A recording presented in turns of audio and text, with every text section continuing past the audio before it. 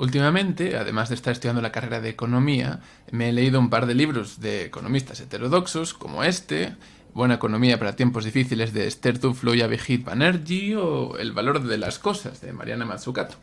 Y en estos libros se presentan demasiados estudios empíricos que contradicen las conclusiones lógicas de la economía convencional. Esto me ha llevado a buscar una explicación a por qué al final resulta que vengan los inmigrantes no hace que disminuyan los salarios, que se suba el salario mínimo no hace que se destruyan empleos, o que se pongan precios máximos a los alquileres no hace que se reduzca la oferta de alquileres. Entonces, claramente aquí había un problema y gracias a Steve King, que es un economista que conozco desde hace tiempo, pues he podido encontrar al menos unas razones que él explica, que él encuentra para enseñarnos que los modelos microeconómicos y macroeconómicos que se estudian en la carrera están profundamente equivocados. Así que quiero compartir con vosotras pues estas razones que da Steve King para pensar que los modelos micro y macroeconómicos que nos están explicando pueden estar equivocados.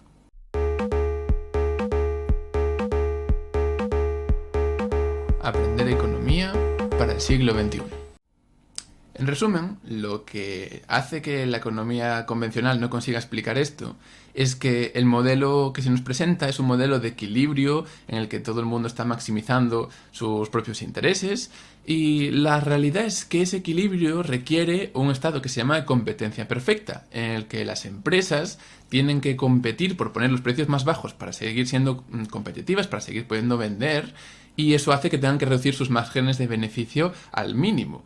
Pues bien, eso en definitiva al final no está ocurriendo. No estamos en un mercado que se rija por la eficiencia económica a la hora de producir los bienes y servicios, sino que las lógicas de poder, el oligopolio, el monopolio, acaban por dominar, son la cosa que más se explica qué ocurre en la economía.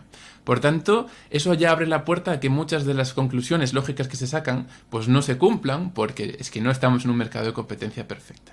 Pero veamos cuáles son las características que dice Steve King que fallan de la economía convencional. Pues fíjate, Steve King comenta que casi todos los elementos que forman la economía neoclásica, el paradigma actual de economía, son erróneos. Y aquí hacemos un resumen inicial.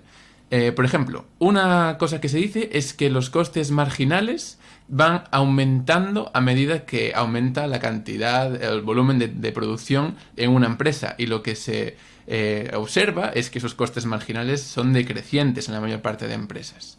Se trata constantemente una función de producción, que es la función Cobb-Douglas, que es, digamos, un modelo para explicar cómo funcionan las cosas, y como se encuentra que se encaja perfectamente con datos estadísticos, eso reafirma la conclusión de que toda la teoría del valor marginal, que es la que domina la esfera económica, pues es correcta, cuando simplemente esta función es básicamente un sinónimo, una analogía que matemáticamente se deriva de algo tan sencillo como que la renta de las personas es la renta de capital más la renta del trabajo. Algo que es obvio y aparente para todos, se puede explicar de otra forma con una función que parece una función de producción, pero que no es más que una forma distinta de escribir lo mismo. Y por tanto tiene que encajar con los datos de la realidad, porque es que parte de una premisa fundamental básica.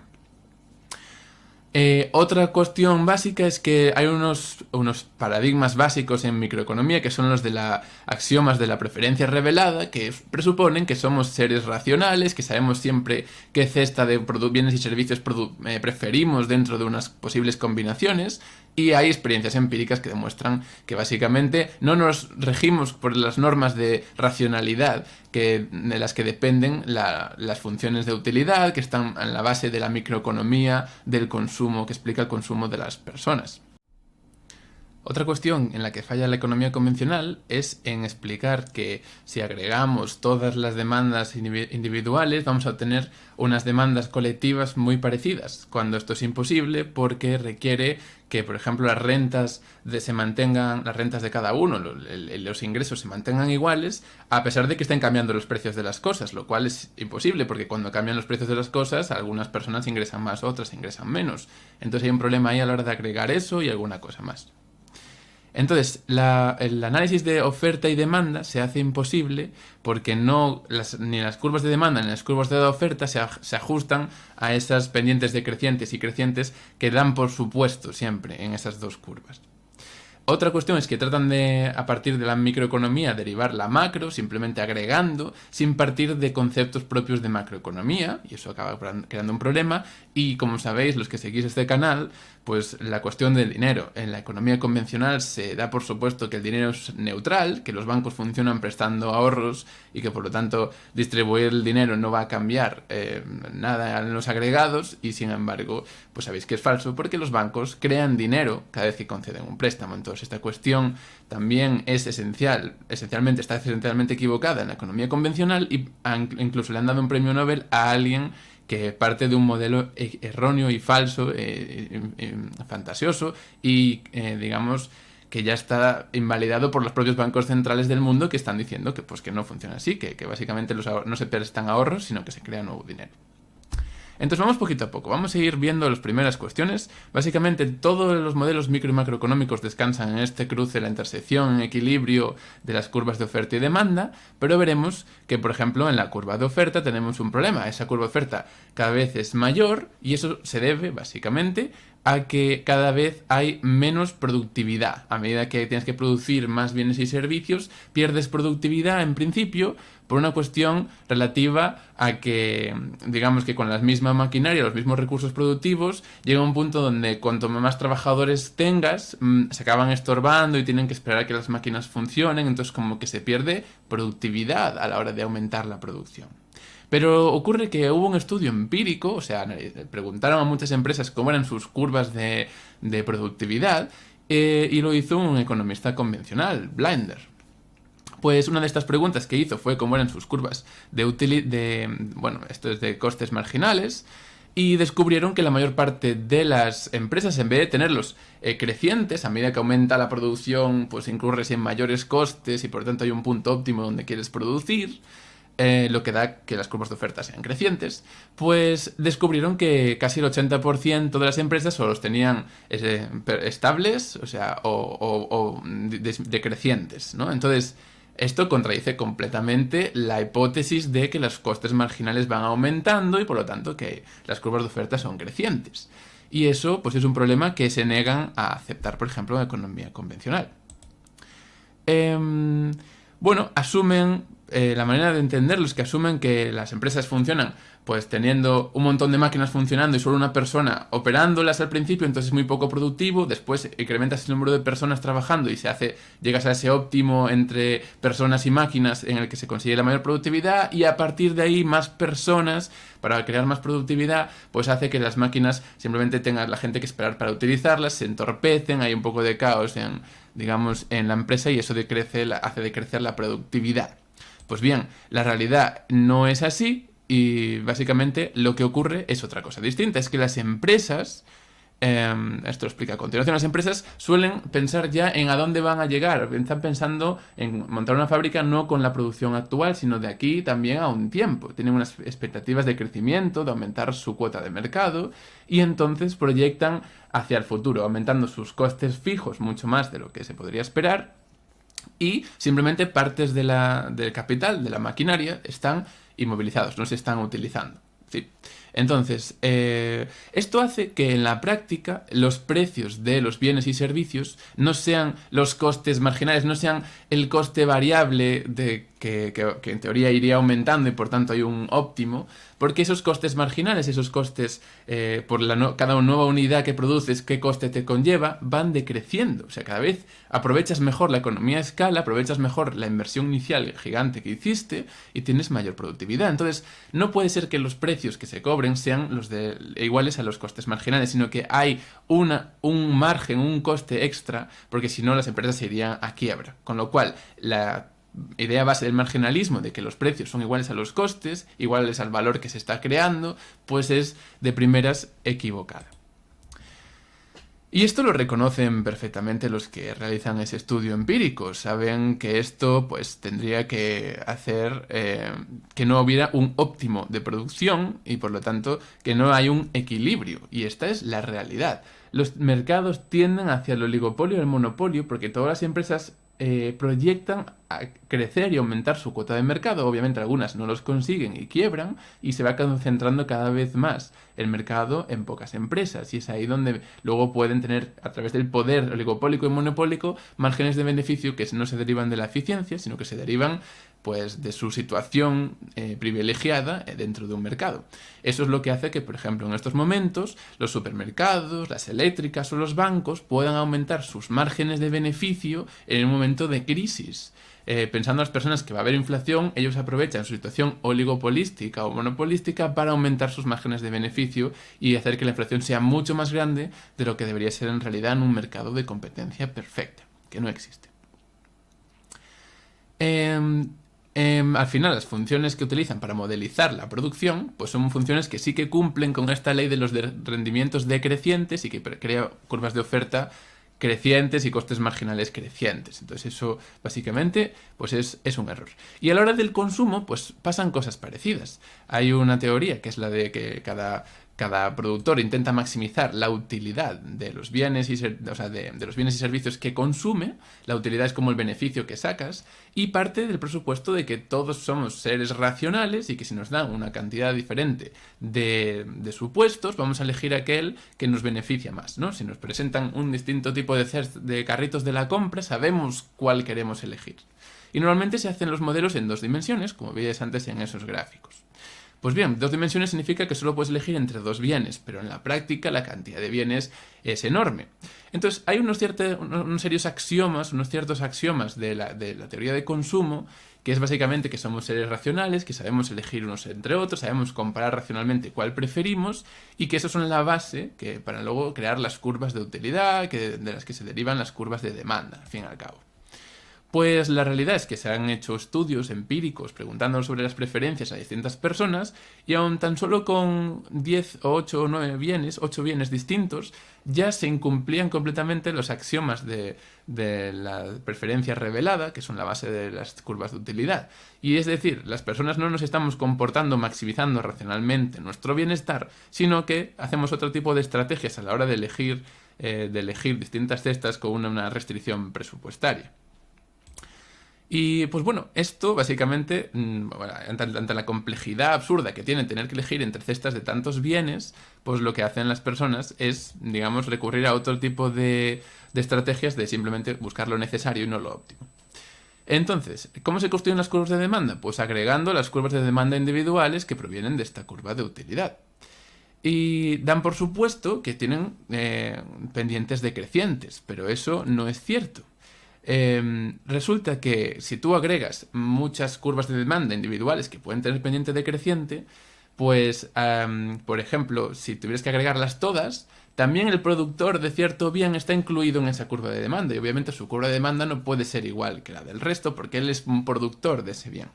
Entonces, la suposición clave aquí es que los ingresos permanecen constantes y que simplemente cambian los precios relativos de las cosas, ¿no? Si hay un cambio de precio relativo entre 2 bienes, ahora este es más caro comparado con el otro, pues que va eso a provocar un desplazamiento de las preferencias de consumo. Pues bien, al agregar las curvas de demanda individuales, esto colapsa completamente, porque si tienes que agregar todas, están incluidos los que producen los propios bienes, y obviamente sus rentas, sus ingresos van a cambiar si cambia el precio de lo que vende. Entonces digamos que ahí hay un problema. Y la forma de resolver lo que tienen es dando por supuesto, porque si no matemáticamente no se puede, pues por ejemplo, que todos los gustos de todo el mundo son idénticos, incluso cuando eres rico y eres pobre, lo cual pues tiene poca base empírica y es antiintuitivo completamente. Y sobre esto de asunciones previas que se crean en economía hablaremos justo al final, que es una de las cosas que comenta, y lo veremos más adelante. Entonces, bueno, crean algún tipo de suposiciones que son bastante descabelladas para hacer que matemáticamente esto coincida y que las curvas de demanda puedan ser decrecientes, pero aún así se ha demostrado matemáticamente que desde las funciones de utilidad que ellos manejan puedes crear cualquier función de demanda en un plano que no tiene que tener pendiente negativa, incluso puede ser cualquier forma extraña en 2 dimensiones. Y eso es el teorema de Sonnenschein-Mantel-Debreu, que tengo que reconocer que yo no entiendo las matemáticas profundas que utilizan ahí, pero que podría tener cualquier forma posible. Y como en la economía neoclásica, que es la que domina la actualidad, no se hace una distinción de sectores en la economía como trabajadores, empresarios, bancos, gobierno, sino que se agrega un poco todo en general, no pueden explicar por qué las curvas de demanda son decrecientes, que sí lo son, pero para ello hay que hablar también de la desigualdad o la distribución de la renta. Si no hay no se habla sobre cómo está distribuida la renta, obviamente suben los precios, los que tienen rentas más bajas dejan de poder permitírselo, y eso sí que explicaría que las curvas de demanda fueran decrecientes, pero en sus modelos, como obvian esa cuestión de que la renta no está distribuida de forma equitativa, pues, y simplemente se debe a las utilidades y a las diferencias de preferencias entre las personas, pues no hay manera de explicar curvas de demanda decrecientes. Entonces ya tenemos dos problemas. Ni las curvas de oferta son crecientes, ni las de demanda tienen que ser decrecientes, por lo tanto, no existe un equilibrio. Empíricamente estamos en un sistema dinámico y complejo en el que no hay equilibrio. Y otro libro de mis libros favoritos es este, Caos, de James Gleick, en el que básicamente presenta qué consiste la ciencia del caos, que ha dominado ya a un montón de otras ciencias, pero que en economía, por lo que parece, se resiste a entrar. Es algo que todavía muy recientemente se está empezando a aplicar. Vamos entonces ahora a otra de las cuestiones que comenta Steve King también, que es un problema en esta economía. ¿Cómo justifican los proponentes de estas teorías económicas que tienen razón? Pues básicamente porque ven que se ha inventado una función, la función Cobb-Douglas, que explica la función de producción, y ven que se ajusta a la perfección a los datos reales, o con una pequeña diferencia que llaman residuo de Swallow. Pues bien, resulta que matemáticamente esta expresión matemática dice la cantidad que se produce depende pues de la tecnología, del trabajo y del capital, ¿no? De lo que entra a la producción, y cada uno elevado pues a la importancia que tiene en general. Eso es un poco pues el beta, y 1 menos beta es el porcentaje de la renta que se lleva cada uno de los sectores, porque ojo, están siempre tratando de que tú recibes lo justo por lo que produces. El precio de las cosas refleja el valor real que tienen. Porque esa cosa de que se igualan los costes marginales a los precios, las cosas del marginalismo, ¿no? Entonces, básicamente, pues aquí ponen unos porcentajes de cuánto dinero se lleva el trabajo y cuánto se lleva el capital, y con eso tiran para adelante con la función de producción. Pues bien, esa función de producción, el problema es que tiene una fractura matemática. Resulta que si tú partes de una...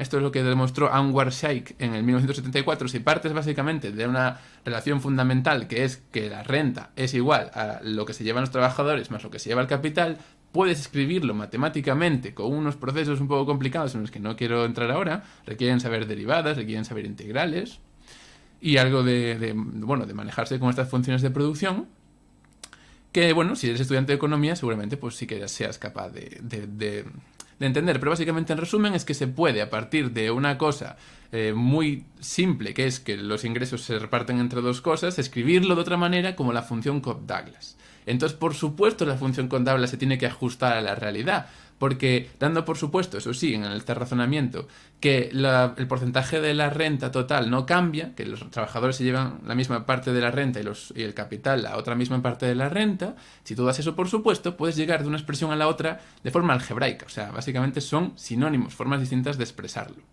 Y si bien la correlación empírica no es exacta y hay una pequeña diferencia, esa pequeña diferencia no se debe al avance tecnológico, sino que se debe básicamente a que el porcentaje de la renta que se está llevando cada uno de los sectores no se mantiene exactamente constante. Bueno, pues es curioso que la justificación de que los modelos sean correctos sea una correlación entre dos cosas que no podían no ser correlativas, porque básicamente la función de producción que están creando no es más que otra forma de expresar una identidad básica de la lógica de la economía, que es que la renta se reparte entre esos dos sectores.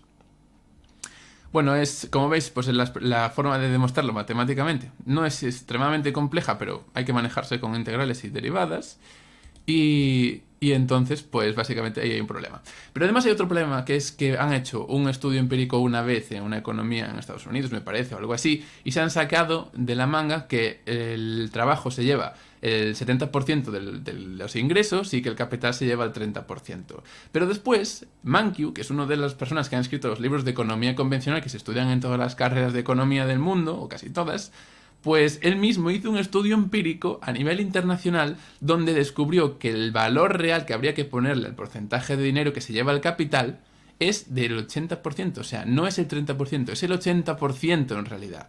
El capital está mucho más remunerado que el trabajo, y esto en parte tiene que ver con lo que decíamos antes de que las empresas tienen unos costes fijos muchísimo más altos de lo que se esperaba porque invierten pensando en aumentar su producción en futuro, con ese, pues digamos, esa perspectiva de crecimiento permanente, de aumentar su cuota de mercado, etcétera, etcétera.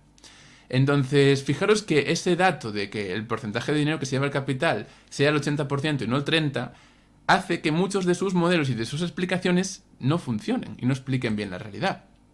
El propio Mankiw dice que, bueno, hay unos problemas aquí a la hora de explicar la diferencia entre el crecimiento o la rentabilidad del capital entre distintos países. Las predicciones del modelo convencional dan cosas tan absurdas como que que el rendimiento del capital en los países desarrollados o ricos es del 10% y en los pobres debería ser del 1000%, cosa que no se aplica, no es real.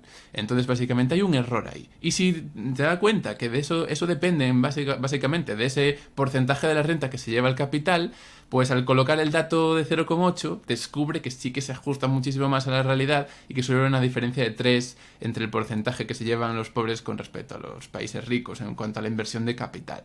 Y eso sí que se ajusta a los datos reales. Entonces, pues nadie en la economía convencional ha tenido en cuenta ese dato de 0,8 a partir de ese momento. En cualquier otra ciencia sería como el nuevo estándar. Vale, si hemos sabido que empíricamente es el 0,8, tenemos que empezar a utilizarlo, pero no lo pueden utilizar porque también destruye a lo grande un montón de sus conclusiones. Vale, básicamente es un poco lo que comenta.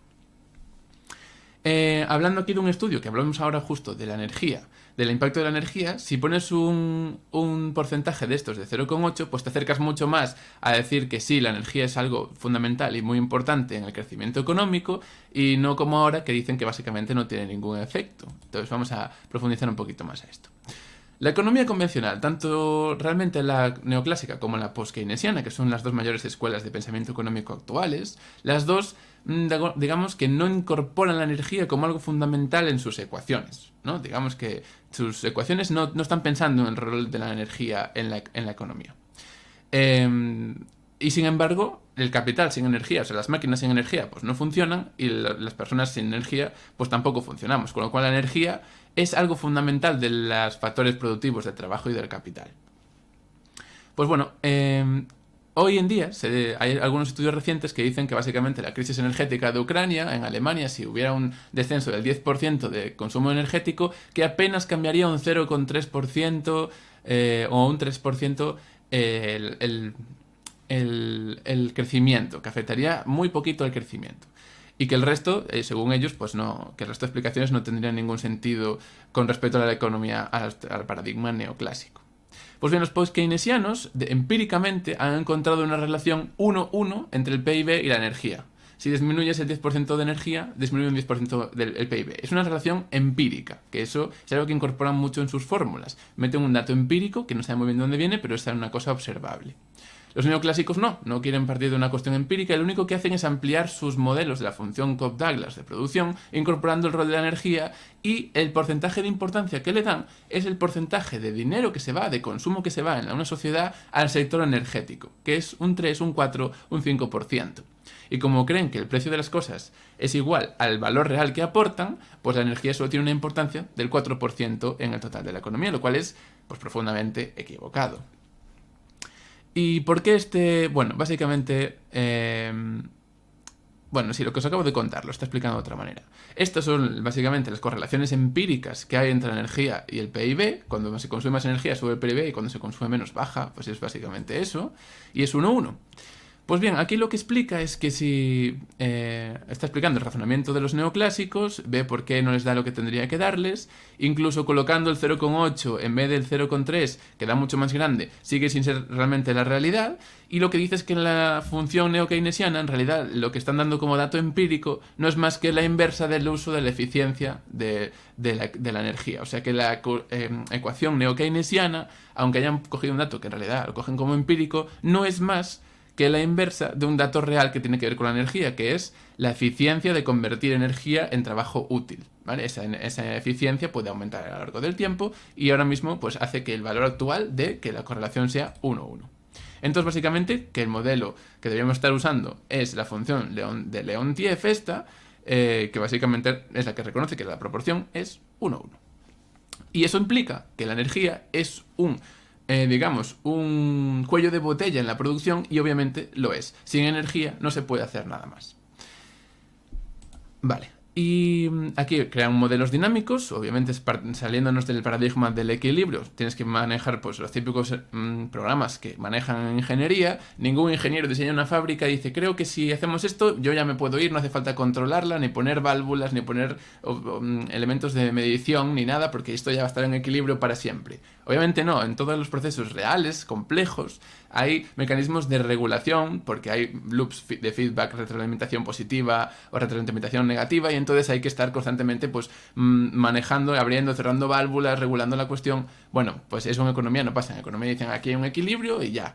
Pues no, hay que moderarlo con sistemas complejos, teniendo en cuenta pues la teoría del caos y todo eso.